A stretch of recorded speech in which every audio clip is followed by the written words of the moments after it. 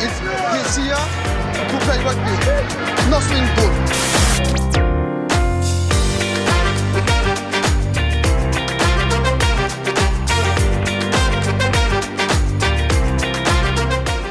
Bonjour à tous et bienvenue dans ce nouvel épisode du Hurrah Rugby. Aujourd'hui, on va débriefer la dernière journée de Champions Cup, la troisième journée, avant-dernière journée de poule de Champions Cup. Et on va surtout parler des transferts. Ouais, il y a Midi Olympique a sorti un gros reportage sur les transferts qui, paraît-il, sont en pleine effervescence. Bon allez, on commence tout de suite. Lyon a gagné à domicile face au Connacht avec le bonus offensif et se relance clairement dans la qualif. C'est très très bien parti. Exeter l'emporte de peu face à Glasgow. Ils ont fait prendre un essai casquette en sortie de mêlée à 5 mètres de leur ligne dans la dernière minute. Mais c'était Broussard qui a arbitré et il ne l'a pas accordé. Bristol perd à domicile contre les Bulls. Toulon se fait surprendre par Munster qui a beaucoup envoyé du jeu. C'était vraiment sympa à voir. Et Toulon, du coup, qui est très très loin de la qualif, même si ce n'est toujours pas mort. Le Stade français qui s'est fait atomiser au Leinster. Bon, il n'y a vraiment pas eu photo. Dans un Aviva Stadium vraiment rempli. Les Stormers confirment face aux Sharks. Harlequins turbine Cardiff. Cardiff qui est bon dernier de leur poule d'ailleurs. Toulouse. Pour une fois, je ne me trompe pas dans les pronostics. Toulouse l'emporte en Ulster. Bah oui, ils sont au moins sur 3 ou 4 victoires en Ulster sur les 5 dernières saisons. Donc félicitations à eux. Avec un super match d'Antoine Dupont. Voilà, c'était fantastique. On a vu du très très beau rugby. Que ce soit Dupont ou Movaka. D'ailleurs, Movaka qui aurait pu jouer 3 quarts dans une autre vie, je pense. Le Racing qui a pourtant mené, mais quasiment tout le long face à Baf, se fait surprendre dans les 5-10 dernières minutes et perd 29-25. La qualif n'est pas morte parce qu'ils vont recevoir Cardiff en fin de match, donc potentiellement prendre 5 points et passer devant l'Ulster qui devra se déplacer, je pense, chez les Harlequins sûrement. Mais c'est mal embarqué et surtout pour avoir le 8ème à domicile, c'est foutu. La Rochelle, facile face à Leicester. Avec leur grosse compo, ils sont bien lancés, mais bon, ils perdent quand même Bourgarit sur blessure. On n'a pas trop de nouvelles, mais bon, j'espère que ça ira pour lui. L'UBB, le match fantastique, l'UBB avec sa ligne des 3 quarts galactiques, régale vraiment face aux Saracens. Ouais, ils en ont passé 55 aux Saracens. Je crois que c'est la plus grosse défaite en Champions Cup des Saracens. Hein. Ouais. Bon, il y a eu des doublés de Bielbarré, doublés de Penaud, voilà quoi. Un peu fantastique quoi.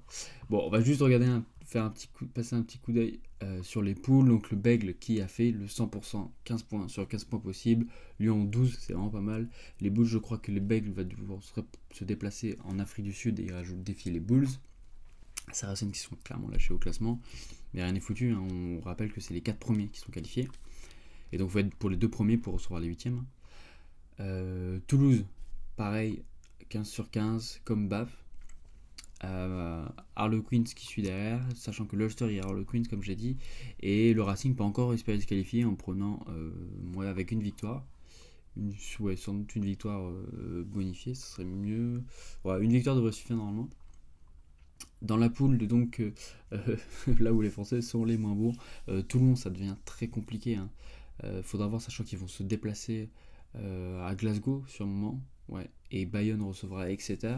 Bayonne qui peut encore espérer se qualifier en gagnant le match à domicile, sachant qu'Exeter est quasiment déjà qualifié, mais Exeter qui voudra peut-être avoir le 8ème de finale à domicile, qui va peut-être envoyer la grosse équipe, qui vont sûrement envoyer la grosse équipe, et tout le monde va falloir faire une sacrée perf à Glasgow s'ils veulent espérer se qualifier, parce que Glasgow a la menace de Bayonne, compliqué. Hein.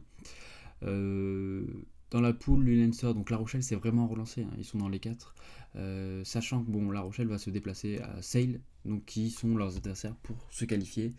Ils ont leur destin entre les mains. Hein. Et pour Paris, c'est déjà quasiment mort. À part, ils gagnent Stormers. Non, c'est mort déjà pour Stade Français Paris qui fera tourner et se concentrera sûrement sur le top 14. On va regarder quelques actions de ce week-end. Bon, bien sûr, on va parler de l'UBB face à Saracens et regarder ce niveau de jeu. Donc la charnière Lucu Jalibert qui régale. Bon, là, c'est Buros, mais regardez le talent de ce joueur. Voilà, rien à dire. Et en plus, en tombant, la passe, Lucu à l'intérieur pour Moefana. Moefana qui a plus qu'à donner à Damien Penaud. Damien Penaud qui a mis quand même des sacrés aussi en relance, des beaux cadrages débordements. Mais improbable le nombre d'essais que l'UBB a marqué en attaquant de leurs 40 mètres. Quoi. C'est fantastique, c'est fantastique.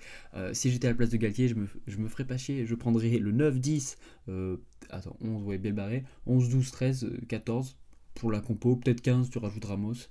Et voilà, sachant que Dupont ne sera pas au tournoi, hein, ce que je veux dire. Mais bon, la charnière est juste fantastique. Les deux ailiers sont vraiment super formes et deux porteurs méritent vraiment d'avoir une place avec ce début de saison, hein. Si Galtier garde dans la perspective de prendre des joueurs performants, bah pourquoi pas, hein. Bon, on parlait de la performance d'Antoine Dupont, bon, la performance globale de Toulouse a été juste énorme. Mais regardez ça, voilà.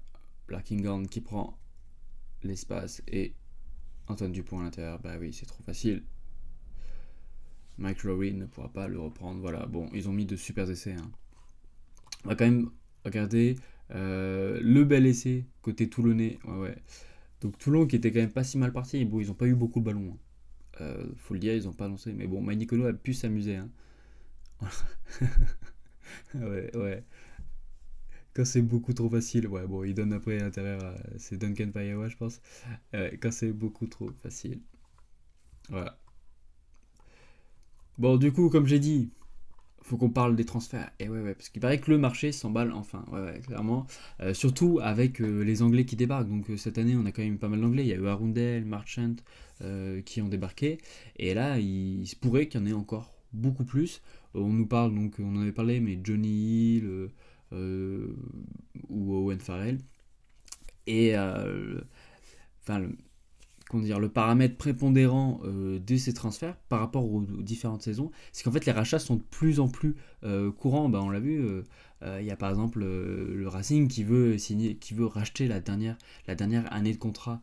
La dernière année de contrat d'Owen Farrell. Et concrètement, pour ceux qui ne sont pas trop au courant, moi non plus, hein, je ne savais pas trop, bon, il y a des règles du jeu par rapport à ces contrats.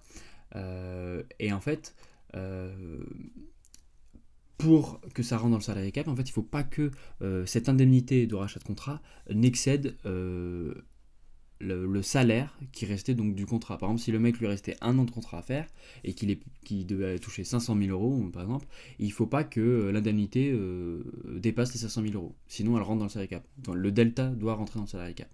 Voilà. D'ailleurs, en parlant du salarié cap, il paraît que les instances veulent que ce salary cap soit augmenté, enfin le plafond, parce que pour l'instant c'était les clubs qui rémunéraient les agents, enfin la part donc, des agents, et ils voudraient que ce plafond soit plus élevé pour mettre des plus gros salaires et que les joueurs règlent eux-mêmes les salaires des agents. Voilà. Donc augmenter de 10%, de passer de 10,7 millions à voire 12,5 millions. Et ce qui va faire un peu, ouais, World Rugby va un peu râler parce que il paraît que ça menace l'équilibre du rugby mondial dans le sens où bah ouais, ça risque d'attirer de plus en plus de joueurs étrangers et de faire le top 14 qui est déjà peut-être le plus gros championnat, faire encore un plus gros championnat quoi, avec les plus grandes stars. Voilà. Donc comme on dit, pas mal de rachats et surtout pas mal de libérations aussi avant contrat, hein. Par exemple, voilà, avant la fin de contrat, je veux dire. Donc Imhoff sera sur le départ, sûrement une fin de carrière. Bodin est évolué au Racing, mais ce qu'on apprend, c'est que Tanga qui est un peu barré dans son club, donc il y a par exemple Concorier qui a été signé, qui fait un super début de saison, mais il y a surtout Botia qui est en super forme pour il a 34 ans, qui lui bloque la passe. Donc, et bon, ça c'est pour le côté flanqueur, là où il pourrait être repositionné, puisqu'il est en compétition directe avec Grégory Aldrit. Donc autant dire que c'est un peu compliqué pour lui. Il paraît qu'il pourrait être euh, libéré par le club pour potentiellement rejoindre le Stade français, qui est très intéressé par le joueur. Il paraît que ce ne serait pas le seul joueur relâché, libéré du moins par La Rochelle. Et ce qu'on apprend parmi les joueurs libérés, c'est que Yaya West pourrait être libéré aussi pour rejoindre un club, notamment peut-être les Saracens du côté de l'Angleterre. Bon, sinon, Movaka et Barassi et Aki ont été sondés. Movaka qui avait un peu mal vécu le fait d'être remplaçant dans les phases finales, donc remplaçant de Julien Marchand dans les phases finales de Top 14 la saison dernière.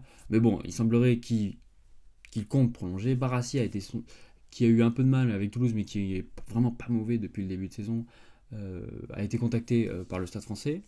Aki a été contacté par des clubs à l'étranger, de ce que dit le middle, sachant qu'à Toulouse, à partir de la trentaine, il paraît que les contrats sont revus à la baisse, donc on lui a proposé un contrat un peu moins élevé. Il semblerait qu'il est parti pour accepter. Donc en plus de Ludlam et Sinclair qui ont signé les deux pour 3 ans, donc les internationaux britanniques, Esther Wiesen, donc le champion du monde sud-africain, serait intéressé pour venir à Toulon, sachant qu'on l'apprend aussi dans Midi Olympique que Pierre Mignoni dit qu'il manque de profondeur et de puissance à ce poste de centre, sachant que le mec il a Fenganoku, Payawa, ouais ça, je sais pas ce qu'il lui faut. Du côté de Perpignan, Manu Tulagi qui voudrait peut-être rejoindre son neveu, hein. Et oui, parce que c'est son frangin qui est donc Henri Tulagi qui a joué pendant longtemps à Perpignan et qui est le père donc de Pozzolo Tulagi. C'est pas encore fait, il paraît qu'il y a plusieurs clubs il a contacté plusieurs clubs, Montpellier, Toulon. Lui, il fait son propre démarchage, hein, ça c'est plutôt marrant. Voilà, Farrell c'est quasiment fait, hein, donc juste le point de régler les Saracens qui veulent un peu pigeonner le Racing avec une indemnité, mais c'est quasiment fait. Voilà, sinon les dernières autres infos de ce qu'on sait, c'est que voilà, Perpignan va récupérer donc le pilier droit de Toulon, Kieran Brooks, ils avaient déjà récupéré Tanguy, que Fancazema a fait venir. L'ASM est en fait à la recherche d'un arrière vu que le jeune Thomas Rosier ne sera pas conservé et Alex Newsom est un peu tout seul. Donc ils sont sur voilà, les différentes pistes, c'est Kylian Mdawi et Nance Duquin, mais Nance Duquin sera en négociation pour prolonger à l'UBB, tout comme Willy qui n'a pas du tout joué. Et en fait ils attendent en fait voir la fin de l'enveloppe financière. Enfin voir ce qu'il leur reste, les petites pépettes qu'il leur reste pour donner potentiellement à Tanivili, sachant que Bègle a déjà recruté, donc on avait dit Van Rensburg, Joe Carberry, et il paraît qu'ils ont même essayé de recruter d'autres joueurs au centre, si je ne me trompe pas, notamment Pitaki. Voilà, bon, on va pas faire plus. Si vous voulez voir, il y a un récapitulatif sur le Midi Olympique. Cet épisode est déjà beaucoup trop long. Au pire, on se revoit dans la semaine pour parler des autres transferts et voir s'il y a des confirmations. D'ici là, prenez soin de vous. N'oubliez pas de liker cette vidéo si vous a plu. Ciao.